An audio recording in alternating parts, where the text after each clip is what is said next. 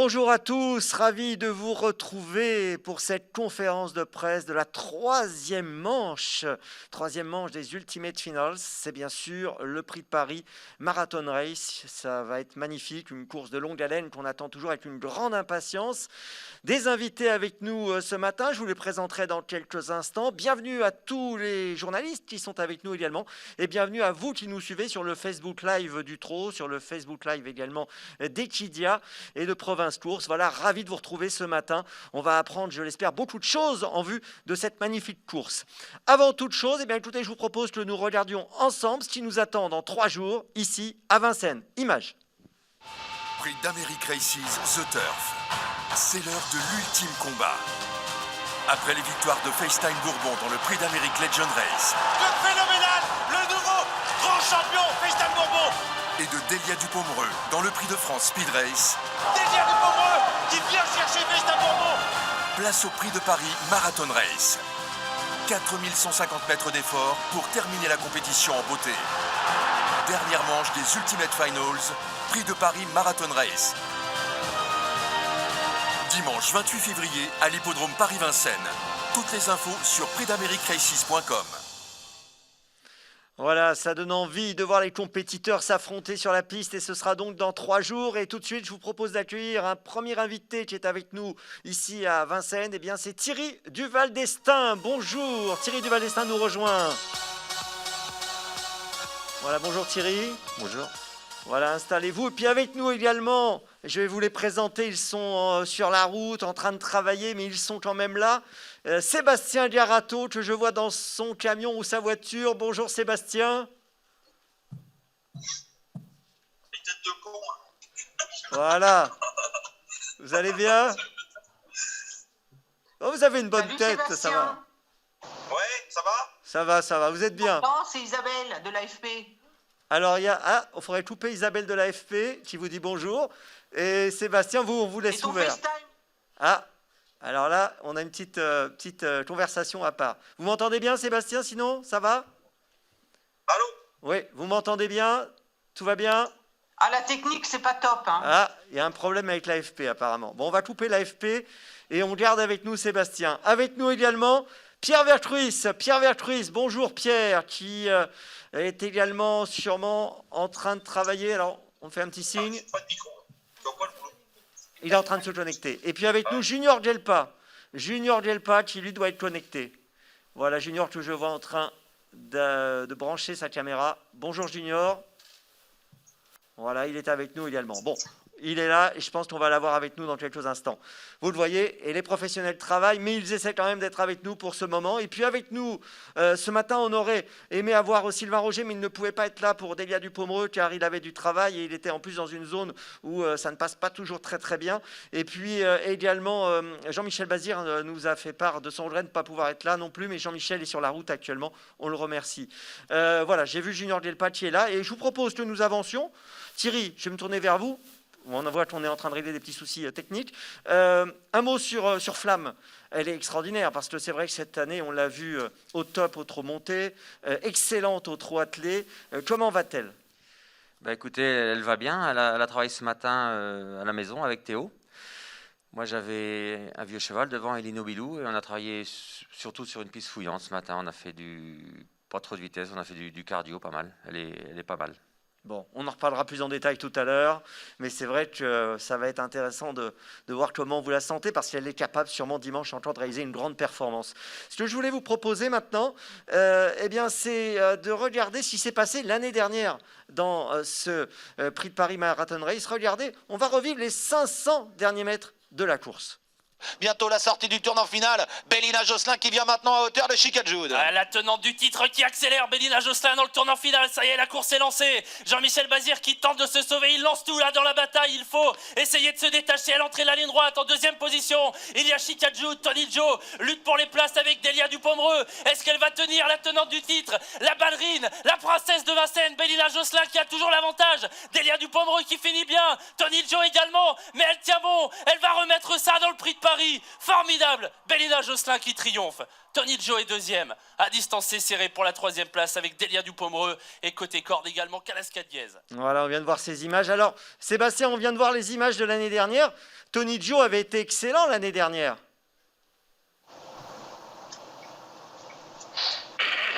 Bonjour Hein, Stéphane, c'est Isabelle. Sébastien, vous m'entendez? Sébastien Girato? Stéphane, vous voulez que je vous passe Stéphane? C'est mon père, il est pas au même endroit. Ah, alors là, Junior, il est en train d'avoir une conversation aussi. Vous m'entendez, Junior? Non, c'est... Vous voulez... Alors, on a plusieurs conversations en même temps là. Junior, autant pour Ah, moi. Junior, ouais, c'est Bon, Junior, est-ce que vous pouvez vous connecter avec nous également? Bon, on va continuer avec vous, Thierry, parce que je pense qu'on a des petits soucis à régler. Ah, Sébastien, vous nous entendez ou pas? T'entends, Junior? Ouais, je Bon, t'entends. il y a plusieurs conversations, c'est un petit cas d'école, ça, on n'avait pas eu ça encore, ce genre de soucis, mais on va régler tout ça, vous inquiétez pas. Toutes nos excuses à ceux qui nous suivent, ça fait partie des aléas du direct et des aléas aussi de ce genre de configuration. C'est vrai que Zoom est un super outil, mais parfois il peut y avoir des petits effets secondaires. Un mot sur ce que vous avez vu à l'image il y a quelques instants, sur les 500 derniers mètres justement de la course de l'an dernier. Bon, Bélina Josselin avait été imparable. Tony Gio avait été excellent l'année dernière, on aura peut-être l'avis de Sébastien dans quelques instants. Quel est votre regard sur cet adversaire? Tony Gio, bah, cet hiver, on ne l'a pas vu aussi fort que l'année dernière. Hein, il était un petit peu moins bien. Donc, je ne sais pas ce que va nous dire son entraîneur. Je ne peux pas trop vous dire sur Tony Gio. Moi, ce que je vois là, c'est que c'est Jean-Michel Bazir. Il est spécialiste de ce prix de Paris. Hein, il a gagné beaucoup de fois. Et bah, je pense qu'il aura préparé son cheval, Davidson Dupont, encore une fois au mieux. Donc, c'est la course à Jean-Michel Bazir, ce prix de Paris, je pense. Alors Davidson Dupont, c'est vrai qu'il reste sur cet échec du Prix de France. D'ailleurs, j'aimerais bien avoir votre avis sur ce moment où Davidson fait la faute.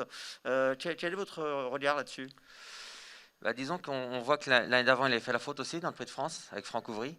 C'est peut-être pas cette course de vitesse au 2100 mètres, c'est peut-être pas sa tasse de thé, Davidson. Je pense qu'il préfère les plus longues distances. Donc voilà, je pense que son cheval est très bien. Hein. Bon, c'est vrai qu'il aura l'avantage, et c'est ce qu'a dit Jean-Michel, finalement, dans le Prix de France, il n'a rien fait.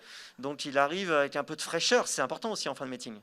Oui, ouais, exactement, c'est important. Hein. Moi, je trouve que c'est un très très beau Prix de Paris. Je le trouve assez relevé, parce qu'il y a quand même la gagnante du Cornulier, Bayakeno, la seconde du Cornulier, donc Flamme du Goutier, donc la gagnante du Prix de France, hein, et puis le second du Prix d'Amérique, qui est Davidson. Donc, et le nombre de partants qui est intéressant, donc je trouve que c'est un prix de Paris très, très relevé. On verra les partants tout à l'heure. En tout cas, on a appris ce matin qu'ils seront donc finalement 15 au départ de la course. Parlons de Flamme du Goutier encore. Comment va-t-elle par rapport au fait qu'elle n'a pas couru au trot athlète depuis quelques temps? Est-ce que c'est quelque chose qui est un point d'interrogation pour vous ou finalement c'est pas du tout une question à poser? Non, pas du tout. C'est plus une jument d'attelage. Elle a couru au début, à l'entrée du meeting, attelée pour préparer le Cornulier. Et là, elle revient à l'attelage, ça va lui faire du bien parce qu'elle vient d'enchaîner 3 courses au trot monté. Quand même, c'est dur. C'est dur. Bon, ça l'a un petit peu fatiguée. Bon, là, elle a eu 15 jours entre le Prix de Paris et sa dernière course. Donc, c'est bien. Elle n'a pas perdu de poids. Elle est restée belle. Donc, je pense qu'elle devrait bien courir. Très bien. Alors, on va essayer d'échanger avec Sébastien Girato et Junior Gelpa. Sébastien, je commence par vous. Pierre Vercruz doit être avec nous également normalement. Sébastien, est-ce que vous m'entendez correctement cette fois? Est-ce que tout est réglé? La menée, ça va pas être un peu compliqué? Ah, bah écoutez, je ne sais pas. On a un petit piratage. Je ne sais pas ce qui se passe. Sébastien, est-ce que vous nous entendez? Sébastien Girato. Il ne nous entend pas, Sébastien, j'ai l'impression. Alors, je vais me tourner vers Pierre Vercruz, qui est peut-être avec nous également. Pierre Vercruz. Oui, voilà. Alors, écoutez, bien calme et bien souple, c'est ce qu'il faut. Alors, Junior, il est en train de répondre à d'autres questions. Là, je ne sais pas ce qui se passe, c'est un peu compliqué. Bon, c'est pas grave, on va continuer, on va s'adapter. Et on va tout de suite vous proposer de regarder ce fameux parcours des 4150 mètres du Prix de Paris Marathon Race. Regardons ensemble ce parcours qui est extrêmement exigeant. C'est parti.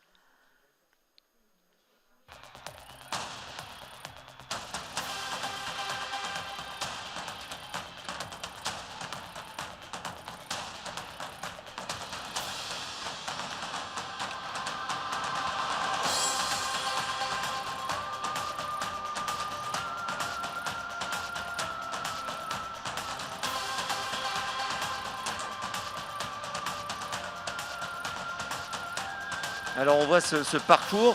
Un mot sur ce début de parcours. On a vu les 1000 premiers mètres là.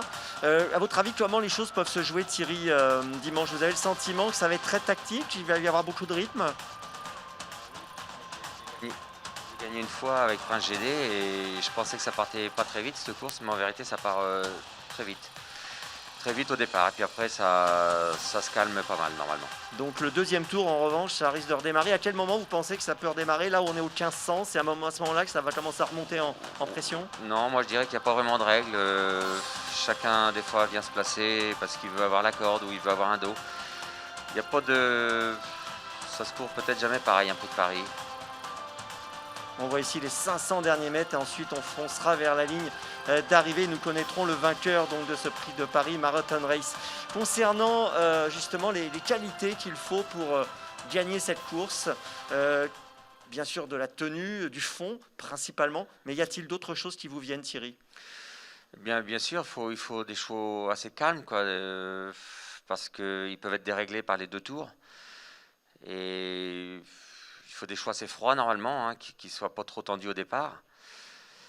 C'est la principale qualité qu'il faut avoir. Après, nous, on peut les emboucher un petit peu plus fort pour pas qu'ils collent au mort de trop aussi. Mais bon, voilà, comme on dit, il faut essayer de garder une part pour la soif, quoi. Le tracé des 4150 mètres, pour en revenir à Flamme du Loutier, vous avez l'impression que c'est quelque chose qui va vraiment être son sport?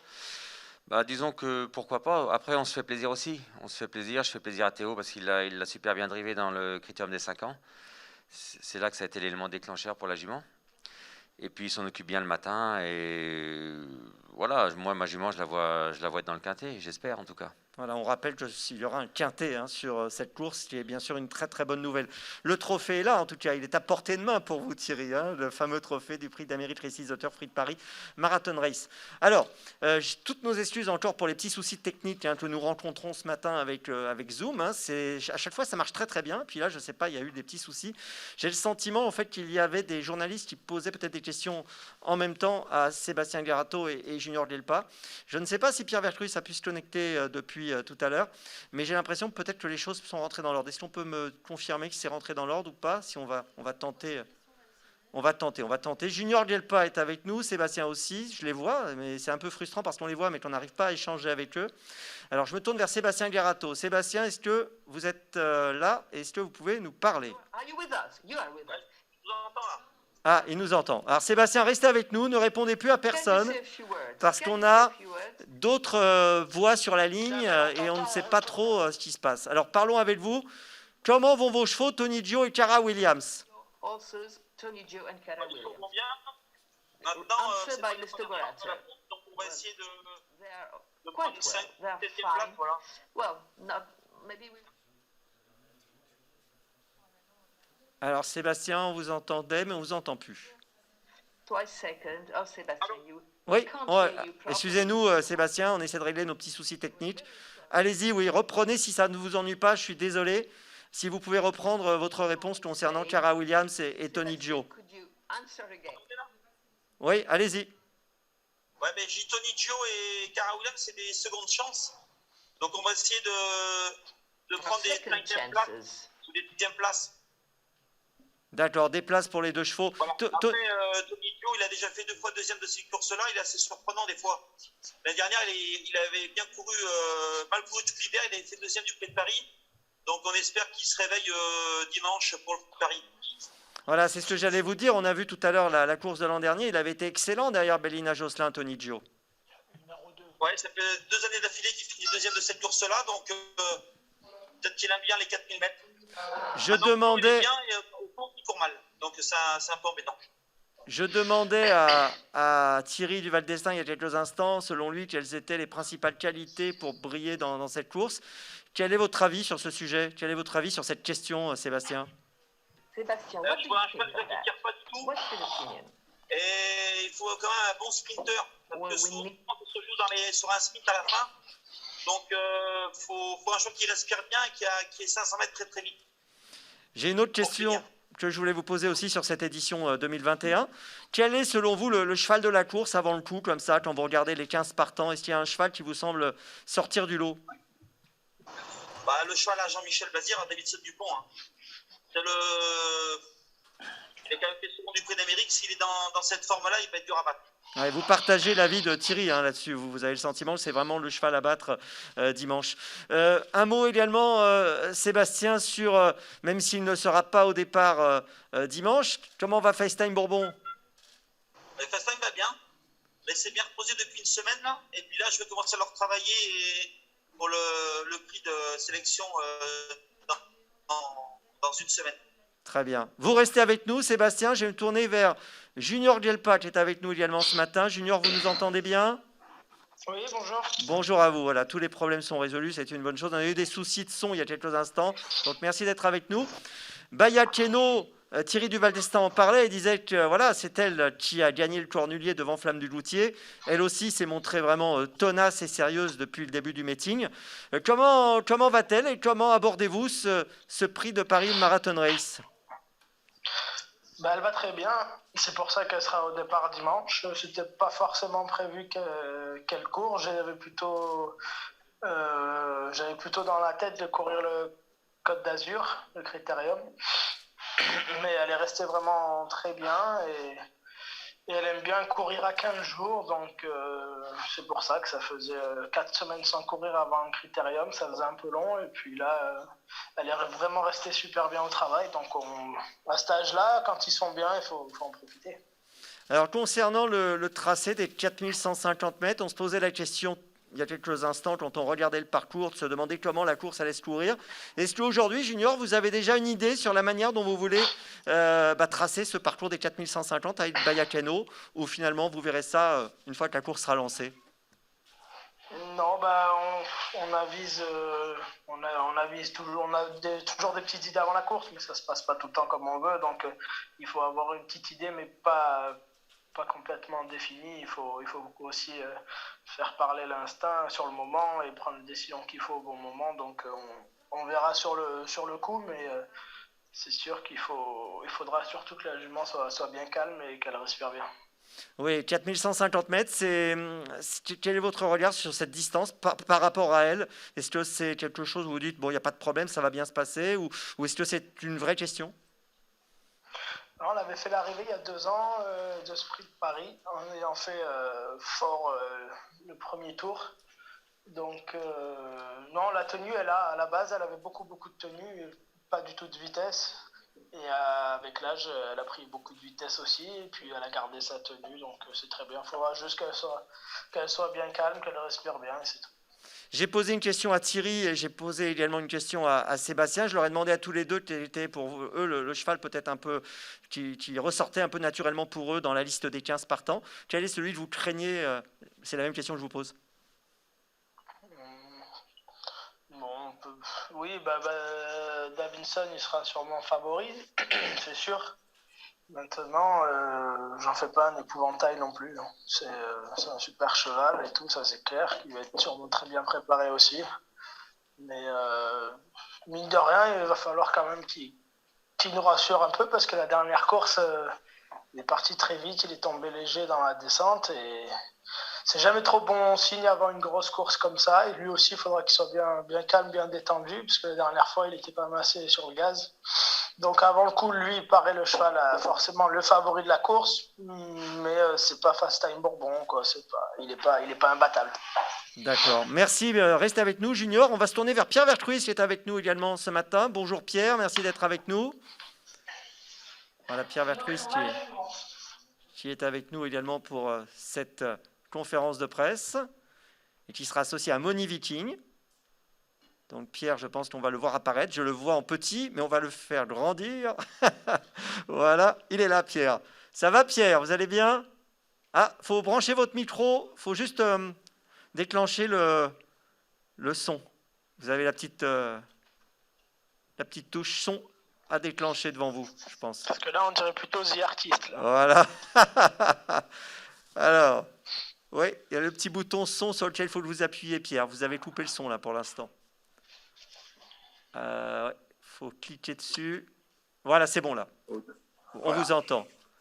Il était en train de vous charrier un peu, Junior, là, pendant ce temps-là. Vous avez Non, entendu. mais j'ai entendu. Voilà. Ça se paiera. Voilà, exactement. Bon, comment allez-vous et ravi que vous soyez avec nous pour parler de Moni Viking. Bon, Moni Viking qui a lui aussi réalisé un beau meeting. Hein. C'est vrai qu'on regrettera encore, bon, sa faute dans l'Amérique. Hein. C'est un peu le regret. On aurait aimé le voir faire tracer son parcours dans l'ensemble, mais sinon, il a réalisé un beau meeting. Comment va-t-il? Le cheval va très bien. Le cheval va très très bien. Il a fait un excellent entraînement lundi matin. D'ailleurs, Cléa Moncorgé, qui était présente, a fait un petit reportage qui était très sympathique. Et sincèrement, le cheval, les 3 semaines entre la Marne et le Prix de Paris était vraiment idéal parce qu'il a pas perdu de condition et il a repris pas mal de fraîcheur. Franchement, je trouve mon cheval très très bien.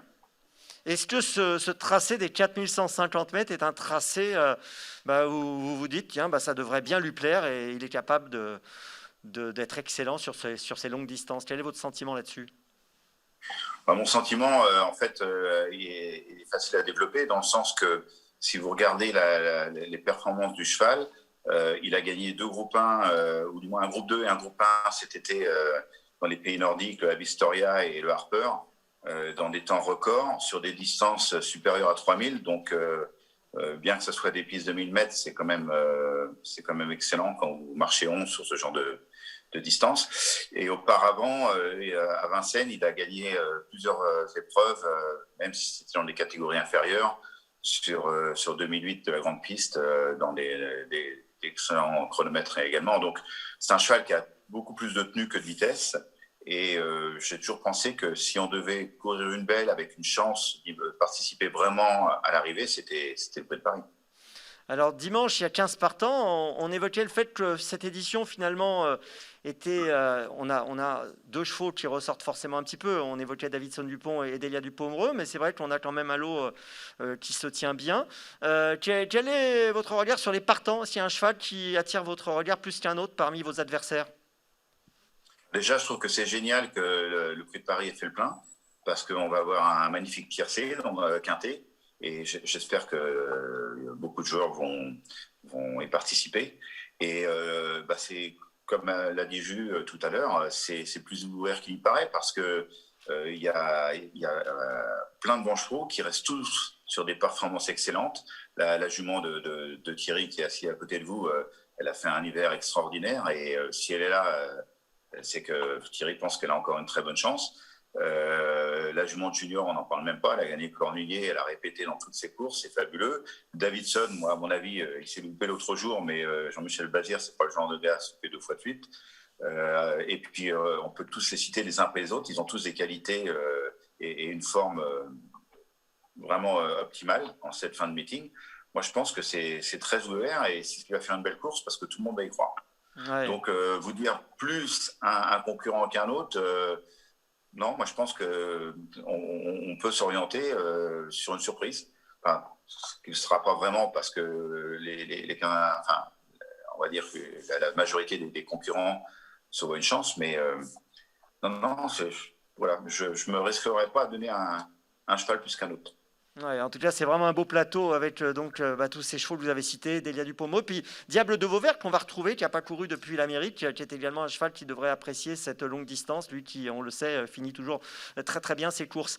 Je vous propose qu'on découvre les partants justement de la course tout de suite. Regardez, voilà les 15 partants de cette édition 2021 du Prix de Paris Marathon Race. Donc Hard Times, Valzer di Poggio, Décoloration qui tente un pari avec Jean-Michel Baudouin qui l'a déclaré au départ, Fairywood qui est présente, Violetto Jet, Diable de Vauvert, je viens d'en parler, Étonnant, avec donc l'entraînement de Richard Vestering, Moni Viking, Flamme du Goutier, Chica de Joude, Tony Gio, Cara Williams, Delia Dupomereux, donc excellente cet hiver également, Bayakeno et Davidson Dupont. Vous voyez que ça va être un superbe quintet. Il y aura une tirelire en plus avec nos amis du PMU, donc il faut vraiment essayer de décrocher le quintet si vous le pouvez, parce que ça devrait être assez rémunérateur. On a vraiment un plateau et on peut avoir des surprises, comme le disait Pierre. Quand vous voyez la liste des partants, Thierry, si on devait avoir une surprise à l'arrivée, qui pourrait être la surprise? Est-ce que vous avez comme ça, à brûle-pourpoint, une idée? C'est difficile à dire, c'est vraiment une très très belle course. Un cheval comme Diable de Vauvert, c'est un petit peu une note dans le Prix d'Amérique. Il est 6e, donc il a fini très très fort. Il était loin dans le parcours, donc c'est un finisseur, lui il tire pas, donc cette course va lui plaire. Et puis il y en a plein, hein, c'est très très ouvert. Voilà, après la sélection dans le Prix de Paris, elle se fait naturellement. Elle se fait naturellement. Le dernier tour en montant, ça commence à coincer pour certains. Donc c'est assez souvent limpide. Ouais, alors je me tourne également vers vous, journalistes. Vous pouvez bien sûr poser vos questions à nos professionnels. N'hésitez pas, vous pouvez donc poser vos questions dès à présent. Vous savez qu'il suffit de lever la main sur le tableau et ensuite vous posez vos questions directement. Voilà, je vois une main qui se lève. Sylvain Clopier, si vous pouvez vous présenter à chaque fois et présenter votre organe de presse. Oui, bonjour, vous m'entendez bien? Parfaitement. Bonjour, excusez-moi, je ne peux pas mettre la caméra par contre, j'ai un problème. Bonjour à tous, donc Sylvain Clopier, Paris Turf. J'ai une question un peu générale à tous nos entraîneurs. Est-ce que vous préparez vos protégés pour un prix de Paris qui a une distance vraiment atypique, de la même manière qu'un prix d'Amérique par exemple, ou un prix de France, ou est-ce qu'il y a quelque chose qui varie? Alors, question, Thierry, je vous laisse répondre le premier. Non, normalement, on ne change pas grand-chose. Hein. On change pas grand-chose. Nous, on a évité de faire de la vitesse, c'est tout. On a assoupli un peu la piste pour que la piste soit plus fouillante un peu, mais voilà, c'est le seul changement. Normalement, on ne change rien. Je pose la question aux trois autres professionnels qui sont avec nous. Sébastien, est-ce que vous changez quelque chose dans votre méthode d'entraînement? Vous avez entendu la question de Sylvain Clopier.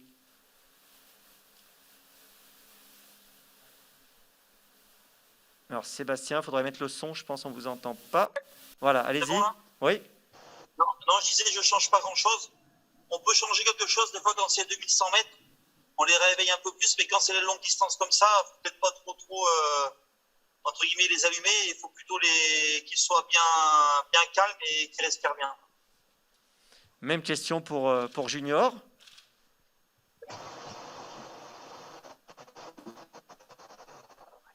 Ouais, vous m'entendez? Oui.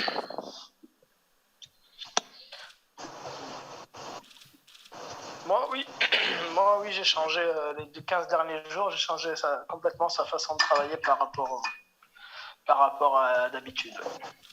Qu'avez-vous fait? Est-ce que vous pouvez nous expliquer ou ça reste un secret? C'est complètement différent pour moi, personnellement. Après, comparé à tous ceux qui je suis entouré, ils avaient déjà commencé à gagner des courses que j'étais même pas né, donc j'ai encore beaucoup à apprendre.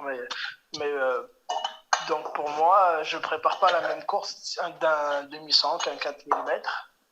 Surtout quand il y a 2 tours de grande piste. C'est surtout pour les 2 tours de grande piste et pour la distance aussi. Donc on fait différemment. Vraiment, on travaille un peu plus le foncier que la vitesse, comme beaucoup. Mais non, c'est vrai que moi, ma jument, je ne l'ai pas préparée du tout pareil au Cornulier, l'Amérique, que pour cette course-là. On verra après si ça m'a donné raison ou pas. Mais... Merci pour cette réponse. Et puis Pierre Vercruis également, même question. Comment avez-vous travaillé avec Moni Viking? Ah, le son, Pierre. Ah, il faut rebrancher le son, Pierre, une nouvelle fois. La petite, comme tout à l'heure. Le petit bouton son à activer.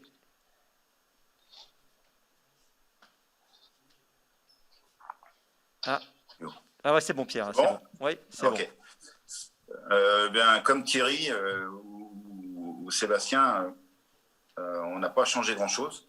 Le mien ayant couru il y a 3 semaines, il a fait que de la récup.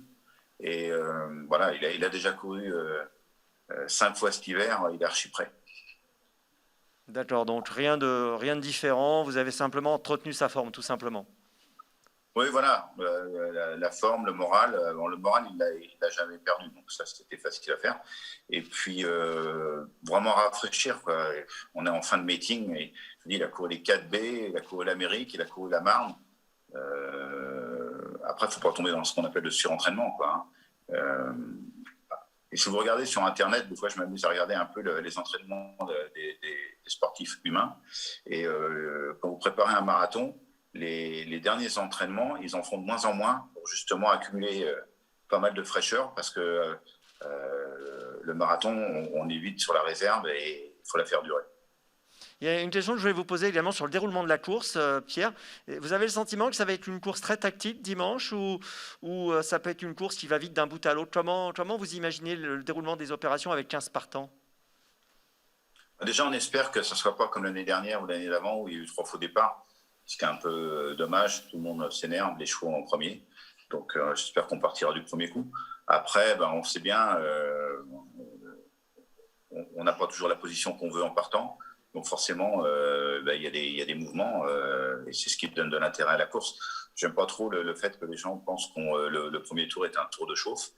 Quand vous courez 4000 mètres, il faut gérer l'effort et pour moi, c'est pas un tour de chauffe. Il y a des positions qui se prennent et puis qui évoluent au fur et à mesure.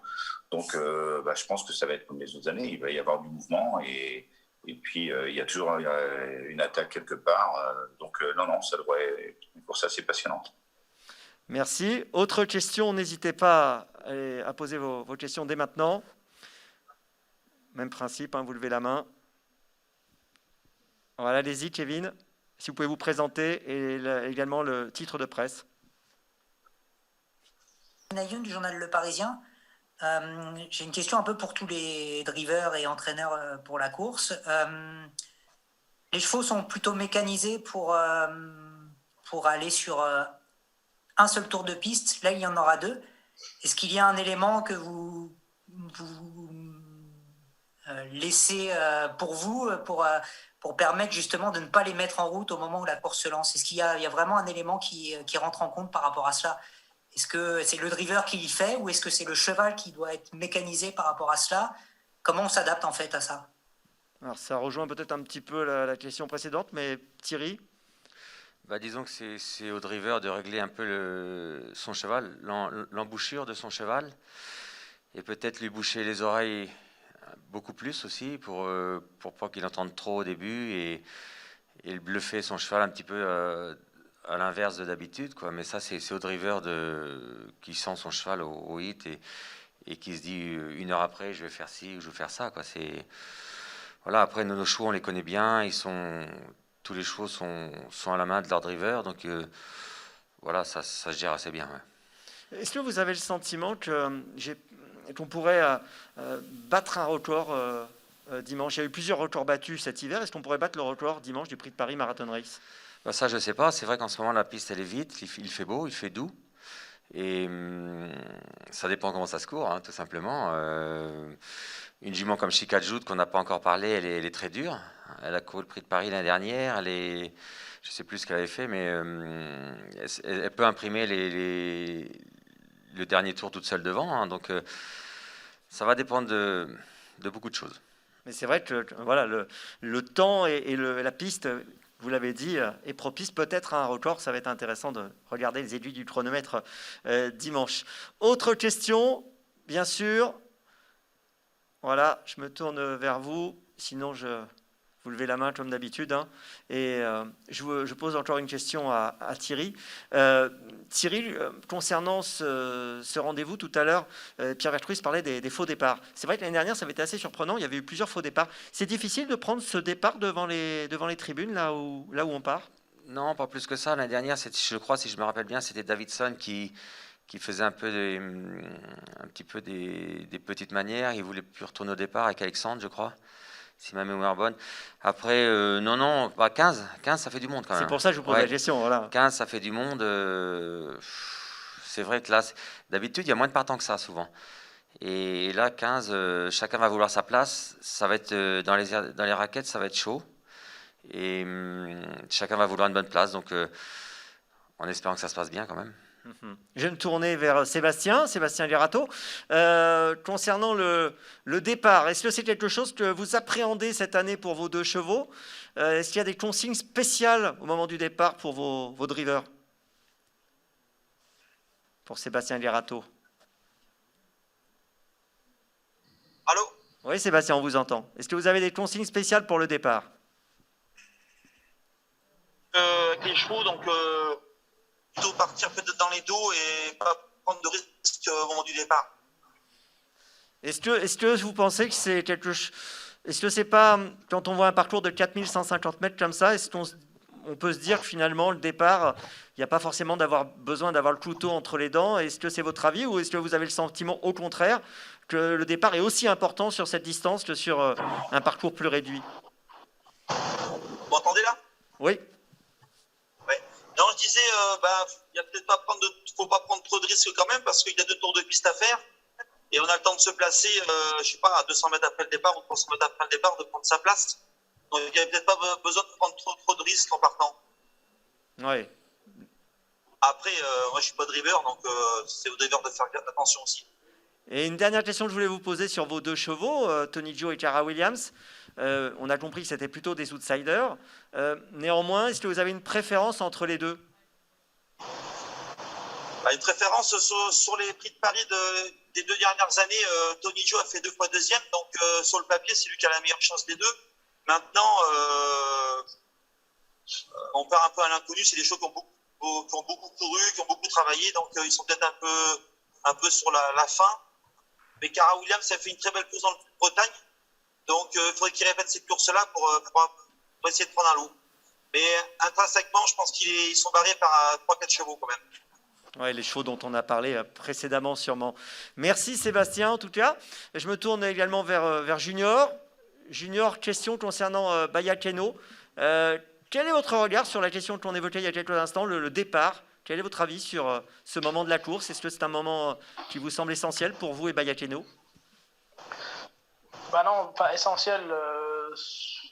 C'est juste qu'il ne faut pas partir au galop parce qu'après, forcément, on compromet beaucoup de chances. Mais sinon, même, je pense qu'on peut partir un peu moins bien que d'habitude ou quoi, ou un peu mieux. Ça dépend du cheval. S'il est bien décontracté, qu'il est bien calme, il peut prendre un bon départ et aller devant quand même et être au bout des doigts sans avoir fait d'efforts pour autant et être tout de suite bien placé, parce que quand on fait 2 tours, mine de rien, dans le dernier tour, les positions elles changent plus quasiment.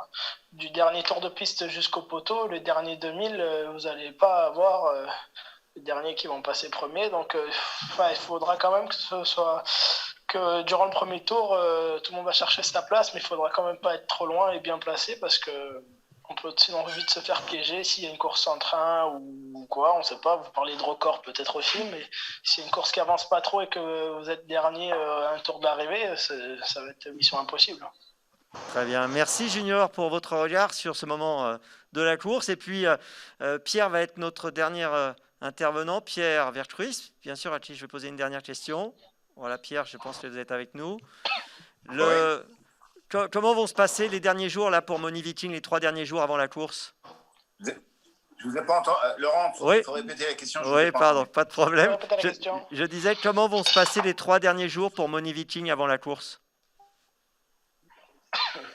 Il a un rythme bien rodé. Paddock, promenade en main l'après-midi. Voilà. Il a beaucoup de balades. C'est un cheval qui a bon appétit. Il faut qu'il brûle un peu de ce qu'il mange. Donc, il ne reste pas enfermé. Voilà. Très bien. Donc, vous avez travaillé sur le moral sous le soleil avant dimanche. Merci en tout cas à Junior Gelpa, merci à Pierre Vertruis, merci à Sébastien Gerato et merci à Thierry Duval d'Estaing d'avoir participé. Encore toutes nos excuses pour les petits soucis techniques qu'on a eu au début. Mais bon, voilà, il n'y a pas de direct sans aléas parfois. Ça s'appelle les aléas du direct, ça arrive. Et c'est vrai qu'en plus de ça, nous sommes dans des conditions très spéciales avec des intervenants qui sont un peu partout en France, certains sur la route et d'autres ici comme Thierry. Mais voilà, tout ça est un peu particulier. J'espère que vous avez pris du plaisir à nous suivre en tout cas. Je remercie bien sûr les partenaires, The Turf, partenaire titre, Reverdy, partenaire performance, Agri Fourniture, partenaire officiel, et RMC et Echidia, partenaire média du prix d'Amérique Récise The Turf, donc Ultimate Finals, 3e manche, prix de Paris Marathon Race. On a rendez-vous dimanche ici pour vivre un grand événement et je vous souhaite d'ici là une très bonne journée et surtout une très bonne fin de semaine. Et puis on a hâte de voir tous ces compétiteurs sur la piste. Ce sera donc dimanche ici à Vincennes. Merci à vous. Merci Thierry.